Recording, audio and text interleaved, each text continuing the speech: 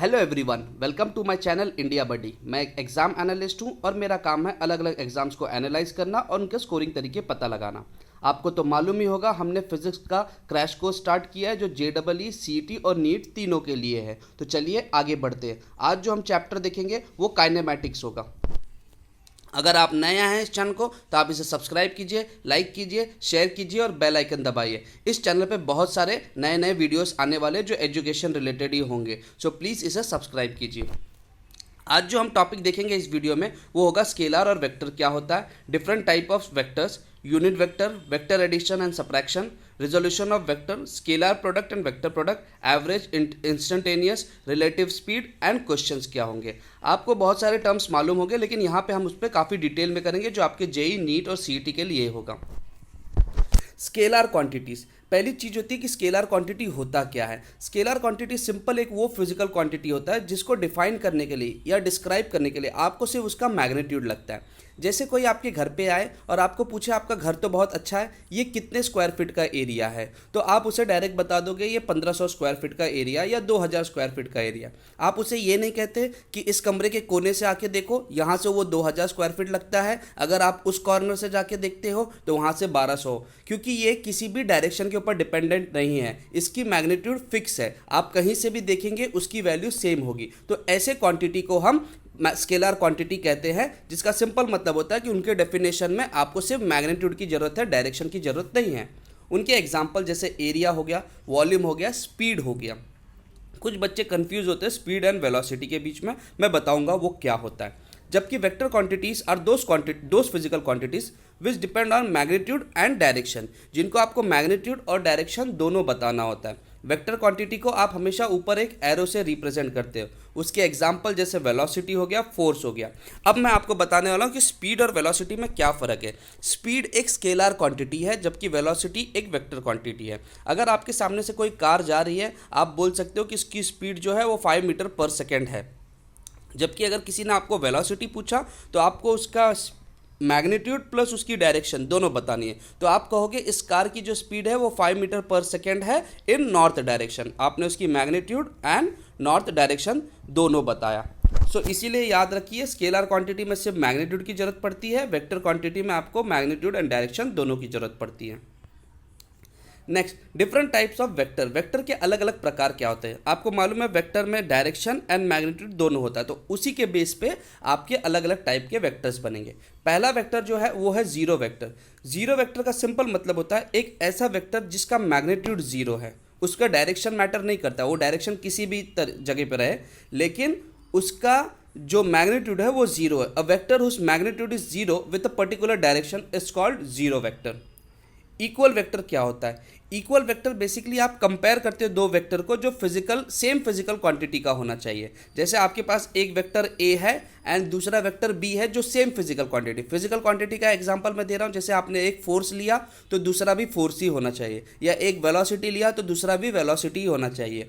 जब आप इन दोनों को कंपेयर करते हो और दोनों का मैग्नीट्यूड एंड डायरेक्शन सेम आता है तो हम कहते हैं ये जो दोनों वेक्टर है ये इक्वल वेक्टर है। Two vectors of same physical quantities are said to be equal vectors if they have same magnitude and direction। जैसे आप एग्जाम्पल में देख सकते हैं, नीचे A एंड B वेक्टर है।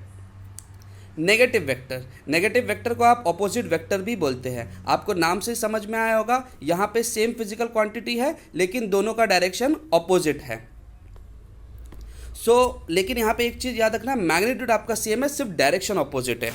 यहाँ पे आपको क्या आएगा, two vectors of same physical quantities are said to be negative vector if they have same magnitude but opposite direction. जैसे A एंड B आपको दिख रहा है।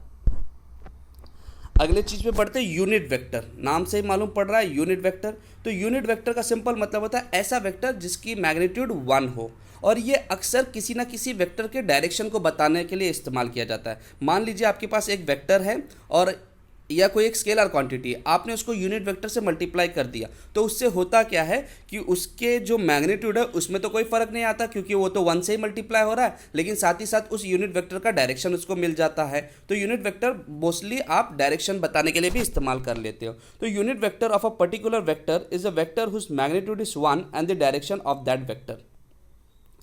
अब मैटर आता है कि यूनिट वेक्टर को हम ढूंढे कैसे। तो मैं आपको एक एग्जांपल देता हूं। जैसे आपके सामने एक वेक्टर है 2y + 4j - 4k। आप जानते हो i आपका x एक्सिस होता है, j आपका y एक्सिस होता है और k आपका z एक्सिस होता है। और आपको पूछा गया है इसका यूनिट वेक्टर पता लगाना। तो यूनिट वेक्टर का सबसे पहली चीज़ होती है, यूनिट वेक्टर जो आपको मिलता है वो होता है आपका जो ओरिजिनल वेक्टर है divided by magnitude of vector. So आपके ओरिजिनल वेक्टर तो आपके सामने दिख रहा है -2y + 4j - 4k, उसको आपको सिर्फ मैग्नीट्यूड से डिवाइड करना है। अब हम मैग्नीट्यूड कैसे निकालेंगे, आप देख सकते हैं मैग्नीट्यूड को हमेशा दो स्ट्रेट लाइंस के बीच में रखा जाता है, जैसे आपको मॉड कहते हैं। जैसे आप देख रहे हैं क्यू को मैंने मॉड में किया, और मैग्नीट्यूड का जो वैल्यू होता है वो √ऑफ होता है, और तीनों जो टर्म दिए उनके स्क्वायर को ऐड करना है। तो जैसे x² + y² + z², तो यहाँ पे आपका x जो है वो -2 है, y आपका 4 है एंड z आपका -4 है। आपने उसका स्क्वायर किया, आपको वो √36 आया जो 6 हो गया। तो आपको सिंपल करना है, आपका जो ये जो 6 मिला वो आपका मैग्नीट्यूड है। तो हमने बोला unit vector is equal to vector divided by magnitude. So आपने अपना वेक्टर -2y + 4j - 4k को डिवाइड बाय 6 कर दिया, तो नीचे आपको उसका यूनिट वेक्टर मिल गया। तो याद रखिए यूनिट वेक्टर ढूंढने के लिए आपको पहले एक वेक्टर का मैग्नीट्यूड ढूंढना पड़ता है। आप किसी भी वेक्टर का मैग्नीट्यूड ढूंढ सकते हैं अगर आप रूट के अंदर उन तीनों टर्म्स को स्क्वायर करके ऐड कीजिए, और जो उसका स्क्वायर रूट आता है वो आपका आंसर होता है। और अगर आप वही मैग्नीट्यूड को वेक्टर से डिवाइड कर देते तो आपको यूनिट वेक्टर मिल जाता। Vector addition and subtraction. Vector के जो एडिशन एंड सब्ट्रैक्शन की हम यहाँ पे बात करेंगे वो हम triangle law and parallelogram law की बात करेंगे। अगर आप देख सकते हैं एक वेक्टर है ए वेक्टर, एक वेक्टर है बी वेक्टर। ट्रायंगल लॉ तब इस्तेमाल होता है जब, अगर आपको मैं एक चीज़ और बता दूं, जो वेक्टर होता है जिसमें एक ऊपर आपको एक एरो निशान होता है वो उसका हेड होता है, जहाँ पे एरो नहीं होता उसको हम टेल बोलते हैं। तो ए वेक्टर अगर आप देखते हो जहाँ पे वो एंड हो रहा है, जहाँ पे उसका एरो है वहीं से बी वेक्टर स्टार्ट हो रहा है। तो ट्रायंगल लॉ आप तभी लगा सकते हो जब आपका एक वेक्टर का एंडिंग दूसरे वेक्टर के लिए स्टार्टिंग पॉइंट होगा। अगर ऐसा सिचुएशन है जैसे इस केस में है, ऊपर वाले फिगर की बात कर रहा हूँ ए एंड बी, तो आपका जो सी वेक्टर रहेगा वो रहेगा बेसिकली जहाँ से स्टार्ट हुआ है टिल आपका एंड वाला। तो आपको रिजल्टेंट दिख रहा है A vector and B vector, resultant आपका सी वेक्टर होता है। तो इस टाइप के मेथड को जो हम करते हैं उसको हम ट्रायंगल लॉ बोलते हैं। आपको एक चीज़ और भी बता दूं कि वेक्टर एडिशन में अगर दो वेक्टर सेम डायरेक्शन में जा रहे हैं तो वो डायरेक्ट ऐड हो जाते हैं, अगर दोनों अपोजिट डायरेक्शन में जा रहे हैं तो वो सब्ट्रैक्ट हो जाते हैं। और वेक्टर एडिशन बहुत आसान हो जाता है अगर वो हॉरिजॉन्टल हो या वर्टिकल हो। दूसरे प्रकार का एक होता है पैरेललोग्राम लॉ। पैरेललोग्राम लॉ आपको क्या बताता है कि अगर आपके दो वेक्टर्स किसी एक पैरेललोग्राम के दो साइड्स हैं, जैसे आप देख सकते हो यहाँ पे आपके पास क्यू वेक्टर है नीचे वाले डायग्राम में और पी वेक्टर है, दोनों आप देखते हो वो OP बना है और ये OA बना है। आप देख सकते हो कि दोनों पैरेललोग्राम के साइड और दोनों एक ही पॉइंट से स्टार्ट हो रहे हैं। तो जो इसका रिजल्टेंट होगा वो बेसिकली बीच के लाइन से जाएगा, जो इन दोनों के बीच का डायगोनल होगा। जैसे आप देख सकते हो रिजल्टेंट वेक्टर जो है वो P vector plus Q vector होता है। इसका एक बेस्ट एग्जांपल होता है कि अगर आप किसी भी एक चीज़ के ऊपर दो प्रकार की दो अलग अलग डायरेक्शन में फोर्स लगाते हो तो वो हमेशा उसके बीच से उड़ता है। अगर आपको याद होगा, आपने चक दे इंडिया पिक्चर देखी होगी, उसमें लास्ट में जब वो स्ट्रोक मारने जाती है तो उसमें वो बोलता है इसका पैर तो लेफ्ट की तरफ है, स्ट्रिक्ट उसका राइट की तरफ है। लेफ्ट राइट मतलब इसका जो रिजल्टेंट रहेगा वो सीधा जाएगा। सो बेसिकली वो पैरेललोग्राम नियम इस्तेमाल किया गया था। तो उस रिजल्टेंट का आपको वैल्यू क्या मिलेगा, रिजल्टेंट का जो आपको वैल्यू मिलेगा वो होगा p² + Q² + 2pq cos theta. आप देख सकते हैं थीटा जो है वो Q से मेजर किया है। अगर आप चाहते हो कि थीटा P से मेजर करे तो आपको P से डालना पड़ेगा। Next, resolution of vectors. मैंने आपको पहले भी बताया था कि वेक्टर्स को जो है आप बहुत आसानी से सॉल्व कर सकते हैं अगर वो हॉरिजॉन्टल और वर्टिकल कंपोनेंट में आता है। मान लीजिए हमारे पास एक वेक्टर r है जो आपको बीच में से जाते हुए दिख रहा है, लेकिन ये वेक्टर r बेसिकली अगर आप पैरेललोग्राम नियम से देखेंगे तो वो बना तो किसी दो वेक्टर से, तो हमने उसको डिवाइड कर दिया x एक्सिस पे और y एक्सिस पे, और जो उसकी वैल्यू होती है वो बेसिकली r cos थीटा होता है और दूसरा r sin थीटा।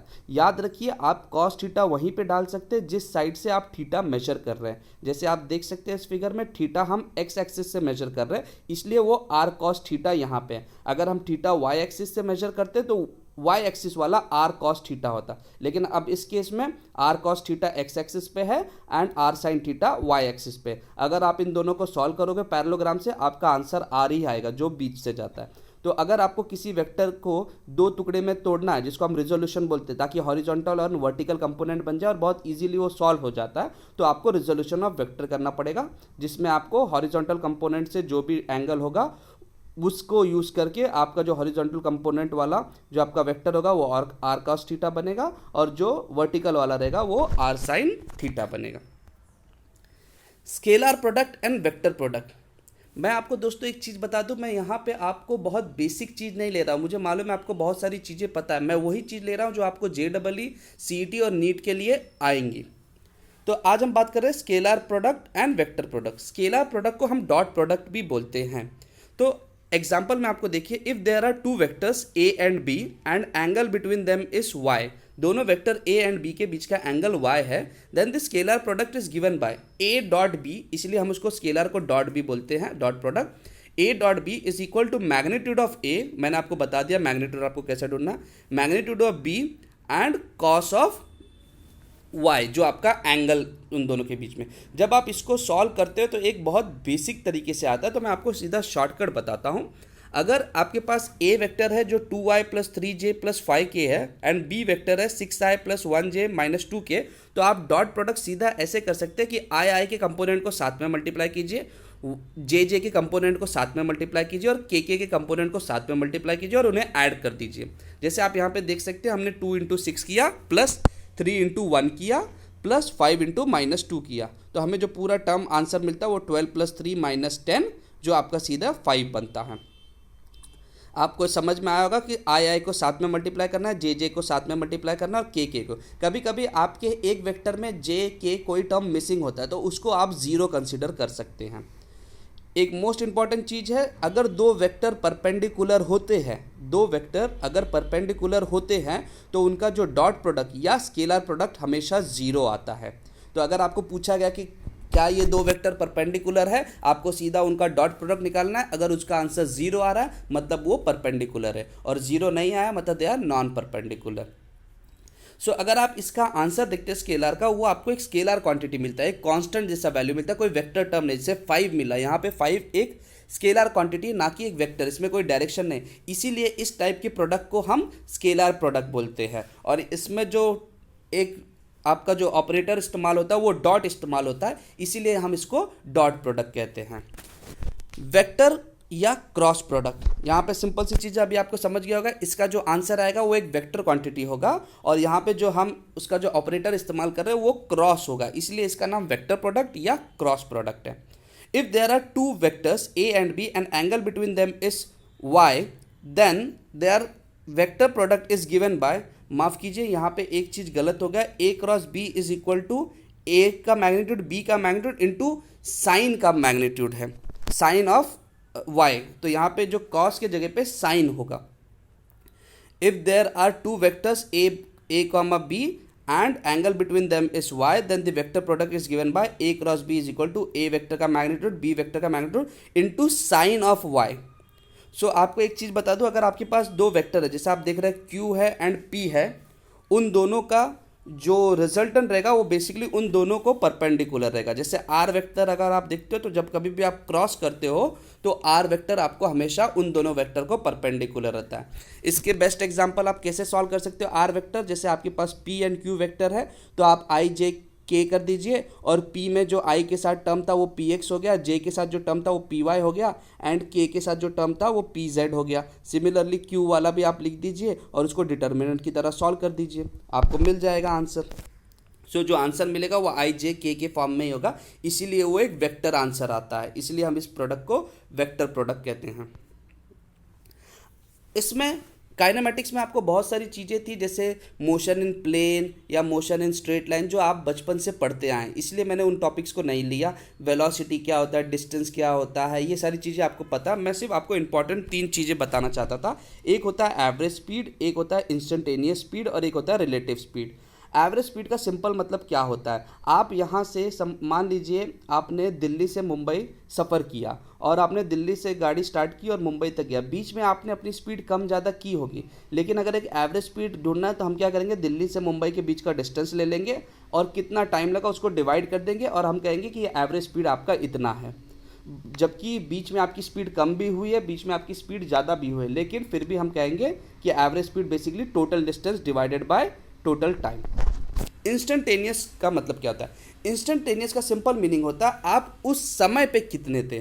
कभी कभी आप ऐसे होते हैं कि आप बाइक चला रहे हैं एंड अचानक आपने ओवरटेक करने के लिए आपने अपनी स्पीड बढ़ा ली और उसी समय ट्रैफिक पुलिस आपको पकड़ लेता है। आप उसे कितना भी समझाओगे कि मैं स्लो आ रहा था, सिर्फ मैंने अभी स्पीड बढ़ाया, वो बोलेगा एट दिस इंस्टेंट आपकी स्पीड इतनी पकड़ी गई है स्पीडोमीटर में। सो सेम चीज़ होता है, मतलब एक पर्टिकुलर वक्त पे उसकी स्पीड क्या थी। आपकी स्पीड एवरेज स्पीड कुछ और भी हो सकती है, चलेगा, लेकिन उस समय आपकी स्पीड ये थी, तो उसको हम बोलते हैं इंस्टेंटेनियस।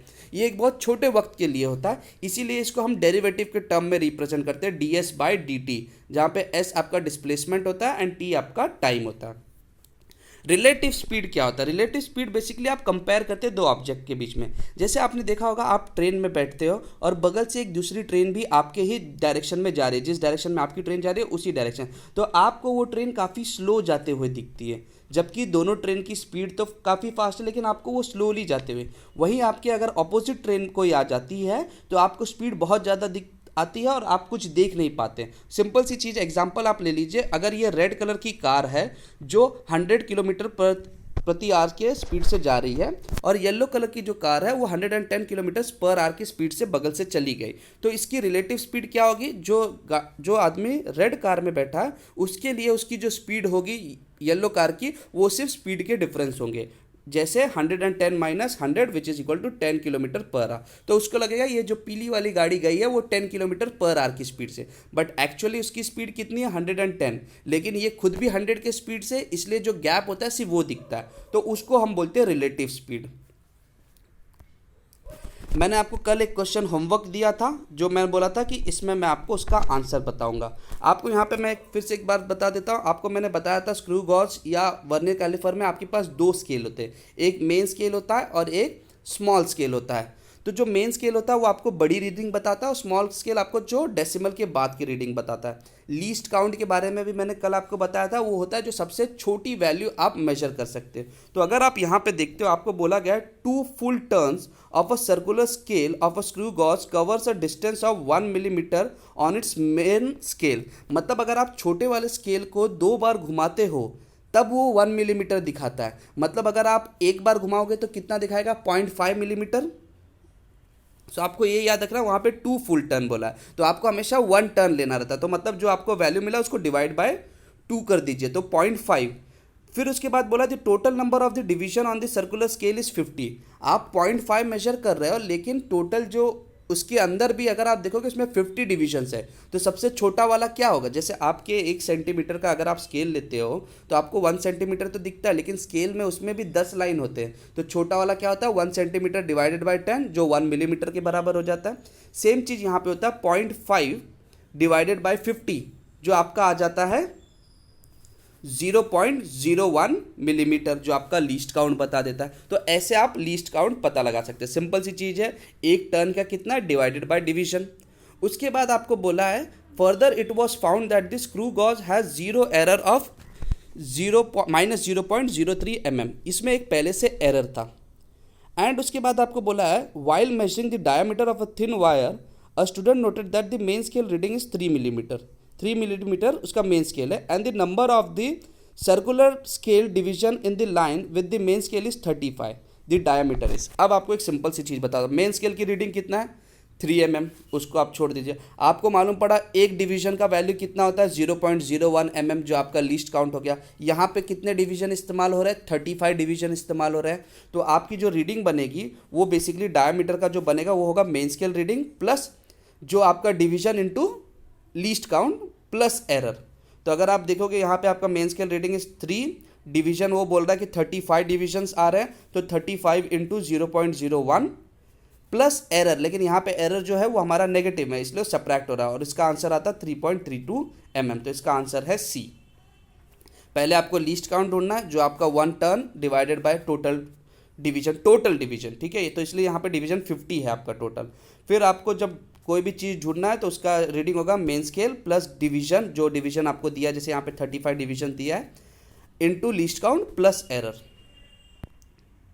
नेक्स्ट आज हम एक क्वेश्चन देखेंगे जो स्केलर एंड वेक्टर पे अक्सर जेई सीटी या नीट में पूछा जा सकता है।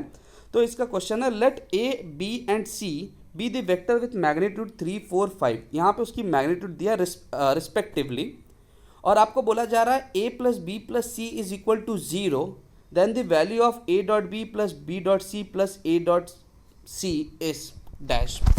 आपको इस तरीके, तो ये होता क्या है, ये बेसिकली आपके मैथ्स का यूज़ प्लस आपके कैलकुलेशन एंड वेक्टर के कंसेप्ट इस्तेमाल किए जाते हैं। आपको मालूम होगा ए प्लस बी का फॉर्मूला होल स्क्वायर का formula A square plus B square plus 2ab होता है, जबकि A plus B plus C तीनों का होल स्क्वायर अगर आप करोगे तो उसका आंसर जो होगा वो A square plus B square plus C square plus 2 common आएगा और ब्रैकेट में आपको आएगा A dot B plus B dot C plus C dot A. तो सेम चीज़ हमने वही किया, हमें दिया गया A plus B plus C is equal to 0, तो हमने स्क्वायरिंग बोथ साइड कर दिया। जब स्क्वायरिंग बोथ साइड कर दिया तो होगा क्या, A plus B plus C the whole square is equal to 0 का स्क्वायर। फिर हमने A plus B plus C को होल स्क्वायर को ओपन कर दिया तो वही बनेगा A square plus B square plus C square plus 2ab plus B C plus C A. और फिर इससे होता क्या है, हमें ये तो मालूम है A plus B plus C, ये तो आपको 0 दिया है, और A square plus B square plus C square का आपको मैग्नीट्यूड मालूम है, तो आपने 3 का स्क्वायर लिया, 4 का स्क्वायर लिया एंड 5 का स्क्वायर लिया, तो आपको ए स्क्वायर बी स्क्वायर सी स्क्वायर मिल गया और आपने उसको लेफ्ट हैंड साइड में मूव कर दिया, सॉरी राइट हैंड साइड में मूव कर दिया। तो अब आपका टर्म क्या हो गया, 2ab plus B C plus C a is equal to -25 and आप -50 होगा और फिर आप 2 से डिवाइड कर देंगे तो -25, तो a dot B plus B dot C plus C dot a is equal to -25। इसे आप एक बार बेसिक तरीके से अगर आप सॉल्व करेंगे तो आपको ये चीज़ समझ में आ जाएगा। गाइस मैं चाहता हूँ आप इस वीडियो को बहुत ज़्यादा शेयर करिए ताकि बहुत सारे बच्चे इसको पढ़ सके, सीख सके एंड वो अपना जेई सीईटी और नीट को क्लियर कर सके। सो मैं आपको बता दूं कि आगे आपको बहुत सारे लेक्चर्स आने वाले हैं। मुझे कुछ लोग कहते हैं कि आप थोड़ा रुक के वीडियो डालिए ताकि हम 2-2 दिन हमें एक चैप्टर का मिले, तो मैं इसके बाद जो अगला वीडियो डालूंगा वो 2 दिन के बाद डालूंगा। और मैं देखना चाहता हूं कि इस वीडियो को आप कितना लाइक करते, तो जितना ज़्यादा आप सब्सक्राइब करेंगे, लाइक करेंगे, व्यू करेंगे, उसी के रिस्पॉन्स पे मैं आगे वीडियो डालता रहूँगा। So thank you very much.